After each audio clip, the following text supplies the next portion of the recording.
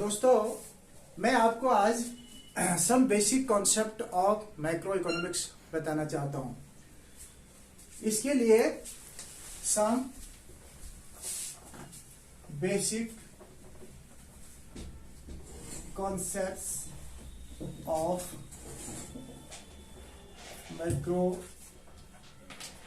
Economics. इसको बताने से पहले मैं बताना चाहता हूं कि माइक्रो इकोनॉमिक्स और मैक्रो इकोनॉमिक्स में क्या डिफरेंस है। Difference between micro economics, here we divide it into two part, and macro economics. See, basically micro economics और मैक्रो इकोनॉमिक्स में क्या डिफरेंस है वो मैं आपको ब्रीफली बताना चाहता हूं, और उसके बाद फिर मैं मैक्रो इकोनॉमिक्स के बेसिक कॉन्सेप्ट पर डिटेल से बताऊंगा। तो सबसे पहले माइक्रो इकोनॉमिक्स क्या है। Micro economics deals with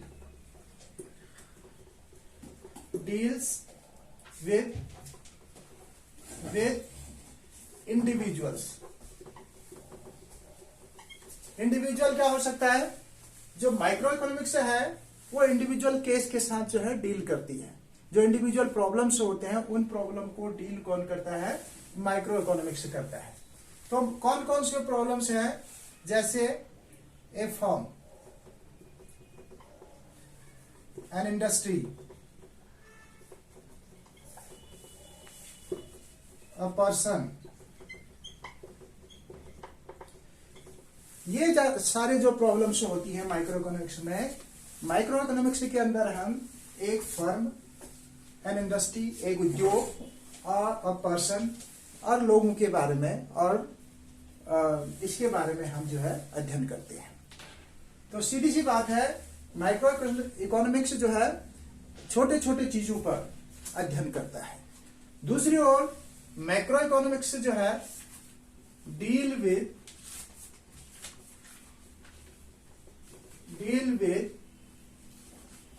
issues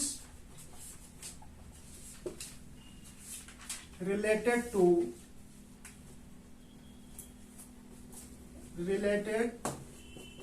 to national level।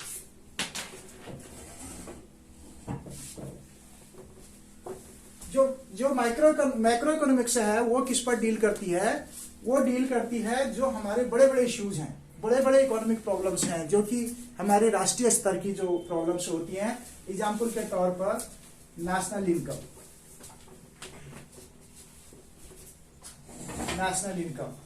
अगर हमें नेशनल इनकम के बारे में जानना है तो हम उसमें मैक्रो इकोनॉमिक्स के अंदर उसका अध्ययन करेंगे।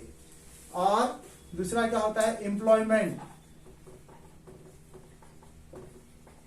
एम्प्लॉयमेंट के बारे में अगर हम स्टडी करना चाहते हैं तो हमारी राष्ट्रीय लेवल की समस्या होती है। इन्फ्लेशन,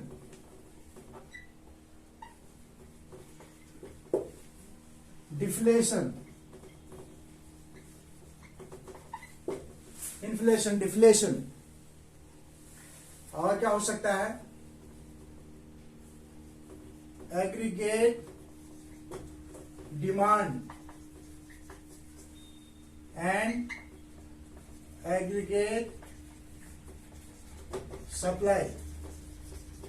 इन सब चीजों को हम किस में डील करते हैं? मैक्रो इकोनॉमिक्स के अंदर करते हैं। ये पहला पॉइंट जो मैंने आपको बताया कि जब हम एक फर्म, एक इंडस्ट्री और एक पर्सन के बारे में अध्ययन करते हैं तो उसमें हम क्या करेंगे? माइक्रो इकोनॉमिक्स में के अंदर अध्ययन करेंगे। और macro economics on the other hands जो कि हमारे बड़े इश्यूज होते हैं, बड़े इश्यूज का मेरा मतलब है कि जो राष्ट्रीय स्तर की जो समस्याएं होती हैं उनका अध्ययन हम किस में करते हैं? मैक्रो इकोनॉमिक्स में करते हैं। अब इसके अंदर जो दूसरा पॉइंट है, ये पहला पॉइंट था जो हम बेसिकली दोनों में डिफरेंस करते हैं। अब दूसरा पॉइंट यहां पर मैं लिखना चाह रहा हूं, इंस्ट्रूमेंट्स।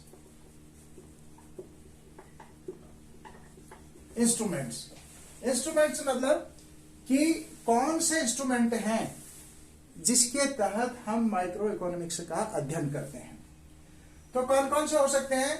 इसके 2 इंस्ट्रूमेंट्स होते हैं, 2 इंस्ट्रूमेंट हैं इसके। क्या होते हैं? Demand and supply. जहां हम बात करते हैं कि माइक्रो इकोनॉमिक्स को हम कैसे अध्ययन कर सकते हैं, तो इसको अध्ययन करने के लिए हमारे पास 2 इंस्ट्रूमेंट हैं, एक डिमांड और दूसरा सप्लाई, जिसे हिंदी में मांग और पूर्ति कहते हैं।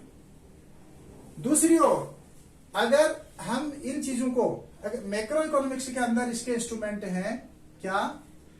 Aggregate demand and aggregate supply.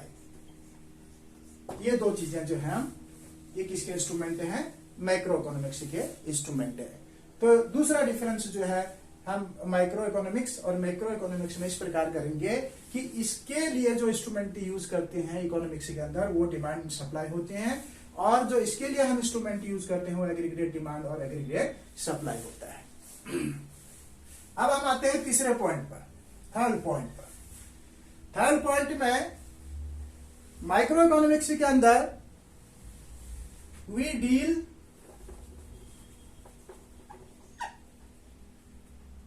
deals with problems of equilibrium। और इसमें हम क्या करते हैं, जो माइक्रो इकोनॉमिक्स है, एक्चुअली माइक्रो इकोनॉमिक्स के अंदर क्या होता है, जो इक्विलिब्रियम का मतलब होता है, मैं ये भी समझा देना चाहता हूं कि इक्विलिब्रियम का मतलब क्या होता है। आपने 11th क्लास में पढ़ा होगा कि इक्विलिब्रियम उस जगह पर होता है क्योंकि डिमांड कर्व जो होती है वो ऊपर से नीचे की ओर आती है, और सप्लाई कर्व नीचे से ऊपर की ओर सप्लाई कर्व जाती है, जिसे हम एसएस से दिखाते हैं। जहां पर डिमांड कर्व, ये इसको हमने डीडी से दिखाया है, और सप्लाई कर्व को मैंने एसएस से दिखाया है। जहां डिमांड कर्व और सप्लाई कर्व एक दूसरे को इंटरसेक्ट करते हैं, सपोज करो ये पॉइंट ई है, तो ये ई पॉइंट जो होगा वो इक्विलिब्रियम होगा। क्या होगा? इक्विलिब्रियम होगा। तो अब इक्विलिब्रियम का मतलब हो गया होगा, हिंदी में इसको कहते हैं बैलेंस्ड, हिंदी में इसको कहते हैं संतुलित।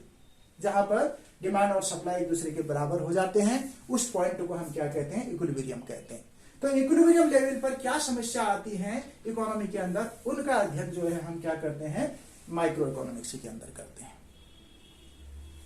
दूसरी ओर इसमें हम क्या प्रॉब्लम्स डील विद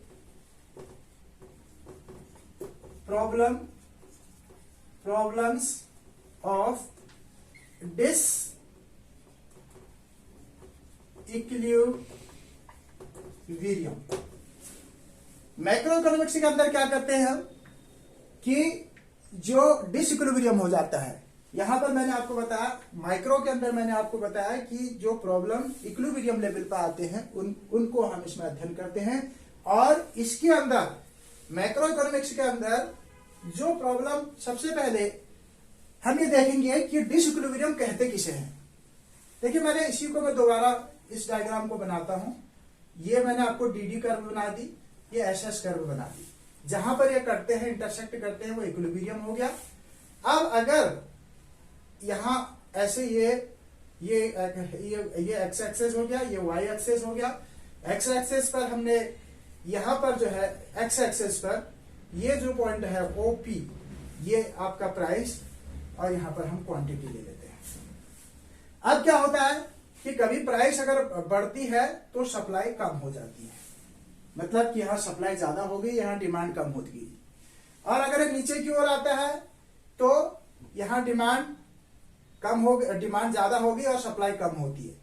जब किसी भी पॉइंट पर सप्लाई बढ़ जाती है, डिमांड कम हो जाती है, और डिमांड ज्यादा हो जाती है, सप्लाई कम हो जाती है, ऐसे पॉइंट को हम क्या कहते हैं? डिसइक्विलिब्रियम कहते हैं। क्योंकि बीच वाला पॉइंट इक्विलिब्रियम होता है, और इसके ऊपर वाला पॉइंट जो दिखा रहा है, ये सप्लाई ज्यादा हो गई, डिमांड कम हो गई है, नीचे वाला पॉइंट दिखा रहा है कि डिमांड ज्यादा हो गई, सप्लाई कम हो गई है।